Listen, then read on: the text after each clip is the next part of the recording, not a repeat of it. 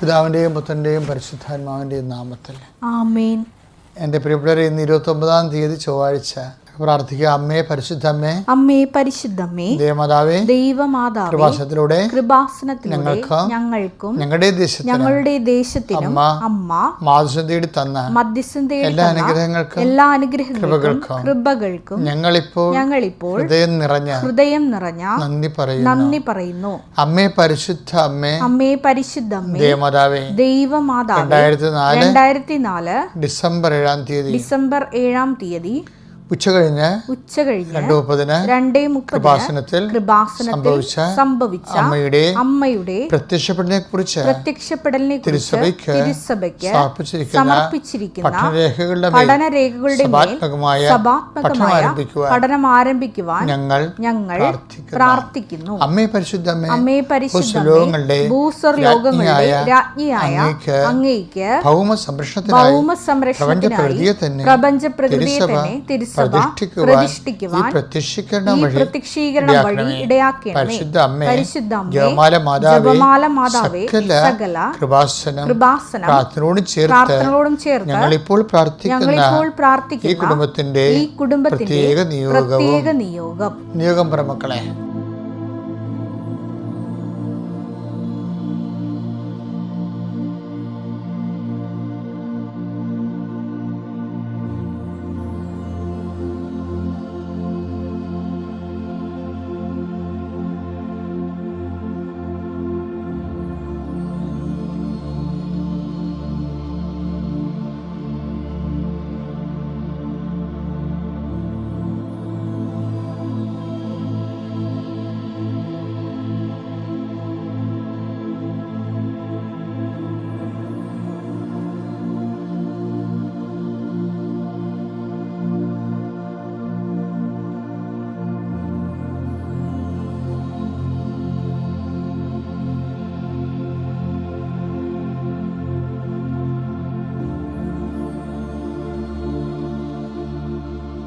അമ്മയുടെ പ്രത്യക്ഷീകരണത്തിന്റെ ഈ അനുഗ്രഹവേളയിൽ ഞങ്ങൾക്ക് സാധിച്ചു തരുവാൻ കനിയണമേ. ആമേൻ. വിശ്വാസ പ്രമാണം. സർവശക്തനായ പിതാവും ആകാശത്തിന്റെയും ഭൂമിയുടെയും സൃഷ്ടാവുമായ ദൈവത്തിൽ ഞാൻ വിശ്വസിക്കുന്നു. അവിടുത്തെ ഏകപുത്രനും ഞങ്ങളുടെ കർത്താവുമായ ഈശോമിശിഹായിലും ഞാൻ വിശ്വസിക്കുന്നു. ഈ പുത്രൻ പരിശുദ്ധാത്മാവിനാൽ ഗർഭസ്ഥനായി കന്യകാമറിയത്തിൽ നിന്ന് പിറന്ന് പൊന്തിയോസ് പീലാത്തോസിന്റെ കാലത്ത് പീഡകൾ സഹിച്ച് കുരിശിൽ തറയ്ക്കപ്പെട്ട് മരിച്ച് അടക്കപ്പെട്ട് പാതാളങ്ങളിൽ ഇറങ്ങി മരിച്ചവരുടെ ഇടയിൽ നിന്ന് 3-ാം നാൾ ഉയർത്ത് സ്വർഗത്തിലേക്ക് എഴുന്നള്ളി സർവശക്തിയുള്ള പിതാവായ ദൈവത്തിന്റെ വലതുഭാഗത്തിരിക്കുന്നു. അവിടെ നിന്ന് ജീവിക്കുന്നവരെയും മരിച്ചവരെയും വിധിക്കുവാൻ വരുമെന്നും ഞാൻ വിശ്വസിക്കുന്നു. പരിശുദ്ധാത്മാവിലും ഞാൻ വിശ്വസിക്കുന്നു. വിശുദ്ധ കത്തോലിക്കാ സഭയിലും പുണ്യവാന്മാരുടെ ഐക്യത്തിലും പാപങ്ങളുടെ മോചനത്തിലും ശരീരത്തിന്റെ ഉയർപ്പിലും നിത്യമായ ജീവിതത്തിലും ഞാൻ വിശ്വസിക്കുന്നു. ആമേൻ. സ്വർഗ്ഗസ്ഥനായ ഞങ്ങളുടെ പിതാവേ, അങ്ങയുടെ നാമം പൂജിതമാകണമേ. അങ്ങയുടെ രാജ്യം വരണമേ. അങ്ങയുടെ തിരുമനസ് സ്വർഗത്തിലെ പോലെ ഭൂമിയിലും ആകണമേ. അന്നു വേണ്ടുന്ന ആഹാരം ഇന്ന് ഞങ്ങൾക്ക് തരണമേ. ഞങ്ങളോട് തെറ്റ് ചെയ്യുന്നവരോട് ഞങ്ങൾ ക്ഷമിക്കുന്നത് പോലെ ഞങ്ങളുടെ തെറ്റുകൾ ഞങ്ങളോടും ക്ഷമിക്കണമേ. ഞങ്ങളെ പ്രലോഭനത്തിൽ ഉൾപ്പെടുത്തരുതേ, തിന്മയിൽ ഞങ്ങൾ രക്ഷിക്കണമേ. ആമേൻ. നന്മ നിറഞ്ഞ മറിയമേ, സ്വസ്തി. കർത്താവ് അങ്ങയുടെ കൂടെ സ്ത്രീകളിൽ അങ്ങ് അനുഗ്രഹിക്കപ്പെട്ടവളാകുന്നു. അങ്ങയുടെ ഉദരത്തിൻ ഫലമായി ഈശോ അനുഗ്രഹിക്കപ്പെട്ടവനാകുന്നു. പരിശുദ്ധ മറിയമേ, തമ്പുരാന്റെ അമ്മേ, പാപികളായ ഞങ്ങൾക്ക് വേണ്ടി ഇപ്പോഴും ഞങ്ങളുടെ മരണസമയത്തും തമ്പുരാനോട് അപേക്ഷിക്കണമേ. ആമേൻ. എൻ്റെ പ്രിയപ്പെട്ടവരെ, രാവിലെ ഈ പ്രാർത്ഥനയും കൂടി പോകുന്നതേ എത്രയെത്ര മനുഷ്യരാവും സാക്ഷ്യം പറഞ്ഞെന്നറിയാവോ? അവർക്കതൊരു വലിയ ബലമാണ്. അതുകൊണ്ട് പ്രാർത്ഥിക്കുമ്പോൾ തന്നെ നിങ്ങൾ അനുഗ്രഹിക്കപ്പെട്ടിരിക്കുന്നുവെന്ന് മനസ്സിലാക്കണം. ആത്മാർത്ഥമായിട്ടാണ് നിങ്ങൾ പ്രാർത്ഥിക്കുന്നതെങ്കിൽ അനുഗ്രഹത്തെക്കുറിച്ച് നിങ്ങൾക്ക് ശങ്കട ആവശ്യമേ ഇല്ല. അപ്പോൾ നമുക്ക് പ്രാർത്ഥിക്കാം. കർത്താവിൻ്റെ ഉന്നതമായ നാമത്തിന് സ്തോത്രം ചെയ്യുന്നു. കർത്താവിൻ്റെ വിശുദ്ധ പൗരോഹിത്യത്തെ മഹത്വപ്പെടുത്തണമേ. കർത്താവെ, സഭയിലുള്ള സാന്നിധ്യം പ്രകടമാക്കണമേ.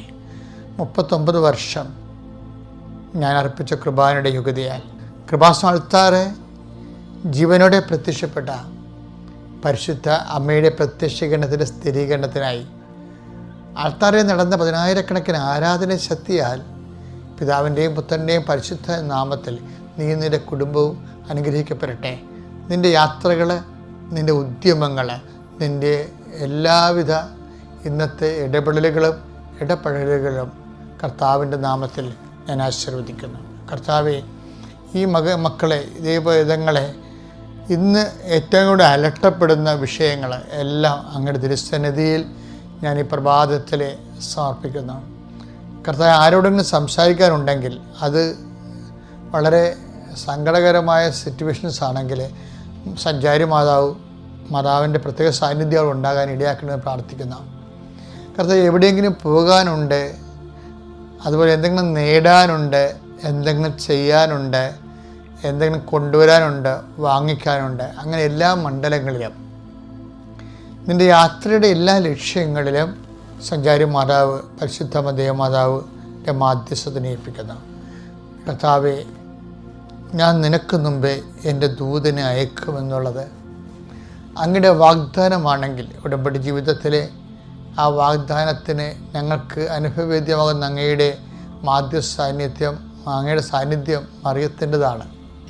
അതുകൊണ്ട് തന്നെ എല്ലാ മക്കളും, ഈ പ്രാർത്ഥനയെ കൂടുന്ന മക്കൾ, ഇന്ന് പോകുന്ന ഗവൺമെൻറ് ഓഫീസുകൾ, അതുപോലെ തന്നെ വിദ്യാഭ്യാസ സ്ഥാപനങ്ങൾ, അതുപോലെ തന്നെ തൊഴിലിടങ്ങൾ, ജോലി സ്ഥലങ്ങൾ, എവിടെ പോയാലും ഒരു കോൺട്രാക്ടറിനോ എഗ്രിമെൻറ്റിനോ ഏജൻസിക്കോ എന്ത് വിഷയത്തിന് പോയാലും നിന്നെ കർത്താവ് അനുഗ്രഹിക്കട്ടെ. ഇനി നീ റിസൾട്ട് നോക്കുന്ന സമയത്ത്, റിസൾട്ട് നോക്കാൻ പോകുമ്പോൾ, നിൻ്റെ പഠനത്തിൻ്റെ, നിൻ്റെ ഇൻ്റർവ്യൂവിൻ്റെ റിസൾട്ട് നോക്കാൻ പോകുമ്പോൾ, അതുപോലെ നീ അഡ്മിഷന് പോകുമ്പോൾ, ഉപരി വിദ്യാഭ്യാസത്തിനും അടുത്ത നിൻ്റെ ഒരു അപ്ഡേഷൻസിന് വേണ്ടി നീ പോകുമ്പോൾ കർത്താവ് നിന്നെ അനുഗ്രഹിക്കട്ടെ. എൻ്റെ ദൈവപൈതലെ, നീ കർത്താവുമായി നല്ല ഒരു ഉടമ്പടി ജീവിതത്തിലായിരിക്കാൻ വേണ്ടി എപ്പോഴും ശ്രദ്ധിക്കണം. എൻ്റെ കർത്താവിൻ്റെ ഉന്നതമായ നാമത്തിൽ രോഗികളെ ഞാൻ ആശീർവദിക്കുന്നു. ആശുപത്രി കിടക്കുന്ന രോഗികളെയും വീട്ടിൽ വേദനിക്കുന്ന രോഗികളെയും കർത്താവിൻ്റെ നാമത്തിൽ ആശീർവദിക്കുന്നു.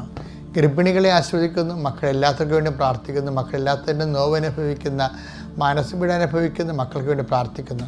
അടിക്കടി മരണം സംഭവിക്കുന്ന കുടുംബങ്ങളെ പ്രത്യേകം സമർപ്പിച്ച് പ്രാർത്ഥിക്കുന്നു. നിൻ്റെ ഹൃദയത്തോട് ഞാൻ ചേർത്ത് വെക്കുന്നു. എൻ്റെ കർത്താവിൻ്റെ ശക്തി അതിലേക്ക് ആവശ്യിക്കുകയും ആ കുടുംബങ്ങളിൽ അനുഭവിക്കുന്ന എല്ലാ ഒറ്റപ്പെടുന്ന എല്ലാ സാഹചര്യങ്ങളിലും നിൻ്റെ ശ്രദ്ധിപ്പും സമാധാനവും കർത്താവിൻ്റെ കൃപ നിന്നെ ആവശ്യിക്കട്ടെ പ്രാർത്ഥിക്കുന്നു. എൻ്റെ കർത്താവിൻ്റെ ഉന്നതമായ നാമത്തിൽ സഭയുടെ അധികാരത്തിന് ജോലികളെ ആശീർവദിക്കട്ടെ. നിൻ്റെ വരുമാന മാർഗങ്ങളെ ആശീർവദിക്കട്ടെ. നിൻ്റെ കെട്ടിക്കിടക്കുന്ന പണവും കിട്ടാത്ത കടങ്ങളും കർത്താവ് ഏറ്റെടുക്കട്ടെ എന്ന് പ്രാർത്ഥിക്കുന്നു. കാണാത്ത വസ്തുക്കളും ഭാഗവടപടി ചെയ്യാത്ത പുരയിടങ്ങളും ഡിവിഷൻ ചെയ്ത് കിട്ടാത്ത പുരയിടങ്ങളും ഭവന നിർമ്മാണത്തിന് ആവശ്യമായ നിലനിൽക്കുന്ന തടസ്സങ്ങളും യേശുക്രിസ്തു നീങ്ങിപ്പോട്ടെ എന്ന് പ്രാർത്ഥിക്കുന്നു. എൻ്റെ കർത്താവിൻ്റെ ഉന്നതമായ നാമത്തിൽ സഭയുടെ അധികാരത്തിൽ കുരിശിൻ്റെ അടയാളത്തിൽ നീ രാത്രി ഇന്ന് കിടക്കയിലെത്തുന്നത് വരെ നിൻ്റെ ഓരോ വലത്തും ഇടത്തും വീട്ടിലും വഴിയിലും ജലത്തിലും കരയിലും നീ ഇടപെടുന്ന സഞ്ചരിക്കുന്ന ഓരോ സാഹചര്യങ്ങളിലും നീ സന്ദർശിക്കുന്ന വ്യക്തികളിലും സംഭവിക്കുന്ന വിഷയങ്ങളിലും കർത്താവിൻ്റെ ചൈതന്യം നിന്നെ നിറഞ്ഞു നിന്ന് കോരിയെടുത്ത് കർത്താവിൻ്റെ സന്നിധിയിൽ നീ അനുഗ്രഹിക്കപ്പെടട്ടെ. പിതാവിൻ്റെയും പുത്രൻ്റെയും പരിശുദ്ധാത്മാവിൻ്റെയും നാമത്തിൽ ആമേൻ. നമ്മുടെ ഉടമ്പടി ജീവിതത്തിൻ്റെ തന്നെ ഒരു അനുസ്മരണമാണ്, അനുദിന അനുസ്മരണമാണ് നമ്മുടെ ഡെയിലി ബ്രെഡ് എന്ന് പറയുന്നത്. ഉടമ്പടി എടുത്ത് ജീവിക്കുന്നവരുണ്ട്, അതുപോലെ തന്നെ ഉടമ്പടി എടുക്കാൻ ആഗ്രഹിക്കുന്നവരുണ്ട്. അപ്പം അവരെല്ലാവരും ചെയ്യേണ്ട ഒരു കാര്യം എന്ന് പറയുന്നത്, ഇന്ന് എല്ലാ തരം മനുഷ്യരും എല്ലാത്തരം വിഷയങ്ങൾ, ഇത് രണ്ടും ബൈബിളിലെ പ്രധാനപ്പെട്ട ഒരു ശ്രദ്ധാകേന്ദ്രങ്ങളാണ്. എല്ലാത്തരം മനുഷ്യരും ബൈബിള് അഡ്രസ്സ് ചെയ്യണത് ഏതെങ്കിലും ഒരു സമുദായം, ഏതെങ്കിലും ഒരു ജാതിയല്ല, ഏതെങ്കിലും മതത്തിൽ വിശ്വസിക്കുന്നവരല്ല. ബൈബിൾ അഡ്രസ്സ് ചെയ്യണത് എല്ലാത്തരം മനുഷ്യരെയുമാണ്. അതുകൊണ്ടാണ് എല്ലാത്തരം മത്സ്യങ്ങളെ ശേഖരിക്കാൻ കടലെറിഞ്ഞ വല പോലെയാണ് ദൈവരാജ്യം എന്ന് പറയത്തില്ലേ. മത്തായി 13:47. സ്വർഗരാജ്യം എല്ലാത്തരം മത്സ്യങ്ങളെയും ശേഖരിക്കാൻ കടലിൽ എറിയപ്പെട്ട വലയ്ക്ക് തുല്യം. സമയമാവുന്ന കടലിലേക്ക് എറിഞ്ഞിരിക്കുകയാണ്. അപ്പോൾ ആർക്കൊക്കെയാണ് അതിൻ്റെ അകത്ത് കർത്താവിനെ സ്വീകരിക്കാനും രക്ഷ കൈവരിക്കാനും കർത്താവിനെ സ്വീകരിക്കാനും ശക്തി കൈവരിക്കാനും നിലനിൽക്കാനും ദൈവാനുഗ്രഹം ലഭിക്കുന്നത് അവർക്കെല്ലാം. അതാണ് എല്ലാത്തരം മനുഷ്യരെയുമാണ് ഉദ്ദേശിക്കുന്നത്. ഇനി രസം എന്ന് പറയുന്നത്, അതുകൊണ്ടാണ് പറയണത് മാലാഖ പോലും ഈശോ ജനിക്കുമ്പോൾ ഇടയന്മാരോട് പറയുന്നത് എന്താണ്? എല്ലാ മനുഷ്യർക്കും വേണ്ടിയുള്ള രക്ഷ. അത് വായിച്ചേ, ലുക്ക 2:10. ദൂതൻ അവരോട് പറഞ്ഞു, ഭയപ്പെടേണ്ട, ഇതാ സകല ജനത്തിനും വേണ്ടിയുള്ള വലിയ സന്തോഷത്തിന്റെ സദ്വാർത്ത ഞാൻ നിങ്ങളെ അറിയിക്കുന്നു. അപ്പൊ ഈശോ ആരാണെന്ന് ചോദിച്ചു കഴിഞ്ഞാൽ സന്തോഷത്തിന്റെ സദ്വാർത്തയാണ്. ആർക്കാണ്? എല്ലാ മനുഷ്യർക്കും വേണ്ടി. അപ്പോൾ എല്ലാത്തരം മത്സ്യങ്ങളെയും പിടിക്കാൻ എല്ലാ മനുഷ്യർക്ക് വേണ്ടിയുള്ള വലയെന്ന് പറയുന്നത് ആരാണ്? ഈശോ തന്നെ. ദൈവതാവ് എറിഞ്ഞ വലയാണത്. എന്താണ്? എല്ലാവരെയും ഏറ്റെടുക്കാനും സന്ധിക്കാനും. അതുകൊണ്ട് ബൈബിളും പറഞ്ഞത് എന്താണെന്നറിയാമോ? 2 കൊരിന്ത്യർ 1:4. ദൈവം ഞങ്ങൾക്ക് നൽകുന്ന സാന്ത്വനത്താൽ ഓരോ തരത്തിലുള്ള വ്യഥകൾ അനുഭവിക്കുന്നവരെ ആശ്വസിപ്പിക്കാൻ ഞങ്ങൾ ശക്തരാകേണ്ടതിന് ഞങ്ങൾ ദൈവത്തിൽ നിന്ന് അനുഭവിക്കുന്ന അതേ ആശ്വാസം തന്നെ അവരും അനുഭവിക്കേണ്ടതിനും അവിടുന്ന് ഞങ്ങളെ എല്ലാ ക്ലേശങ്ങളിലും സമാശ്വസിപ്പിക്കുന്നു. ഇപ്പം നമ്മൾ എന്താ കണ്ടെന്നറിയാവോ? ഈശോ ആർക്ക് വേണ്ടി? ഈശോ ഒരു വലയാണ്. ആരെറിഞ്ഞ വലയാണ്? പിതാവ് എറിഞ്ഞ വലയാണ്. ആർക്ക് വേണ്ടിയുള്ള വല? എല്ലാ മനുഷ്യരുടെയും ദൈവപിതാവിലേക്ക് കൊണ്ടുവരാനും പിതാവിൻ്റെ സ്നേഹം അനുഭവിക്കുവാനും പിതാവിൻ്റെ കരുണ അനുഭവിക്കുവാനും സന്ധിപ്പ് അനുഭവിക്കാനും വേണ്ടി ദൈവപിതാവ് എറിഞ്ഞ വലയാണ് യേശു. അതുകൊണ്ട് തന്നെ ഈശോയിലേക്ക് വരുന്നവർക്ക് എന്താ സംഭവിക്കുന്നത്? എല്ലാ മനുഷ്യരുടെയും എല്ലാ പ്രശ്നങ്ങളുമാണ് പരിഹരിക്കുന്നത്. അപ്പോൾ ഞാൻ കൃപാസനത്തിലൊക്കെ ചെയ്യണേ എന്താ? ചിലർക്ക് നിത്യരക്ഷ ലഭിക്കുന്നു, ചിലർക്ക് എന്ത് ചെയ്യും? ആശ്വാസം ലഭിക്കുന്നു, ചിലർക്ക് എന്ത് ചെയ്യും? ദൈവസ്നേഹം അനുഭവിക്കുന്നു. അങ്ങനെ ഓരോരുത്തർക്കുണ്ട്. ഓരോരോ തരത്തിലുള്ള വ്യഥ അനുഭവിക്കുന്നവർക്ക് ഓരോരോ തരത്തിലാണ് ക്രിസ്തുവിനെ ദൈവം നിലനിൽപ്പിനുള്ള വരപ്രസാദമായിട്ട് കൊടുക്കുന്നത്. ക്രിസ്തു ആരാണ്? നിലനിൽപ്പിനുള്ള വരപ്രസാദം. അടുത്ത ക്രൈസിസ് പോയിന്റിൽ നിലനിൽപ്പിനും അതിജീവനത്തിനുമുള്ള വരപ്രസാദമാണ് ക്രിസ്തു.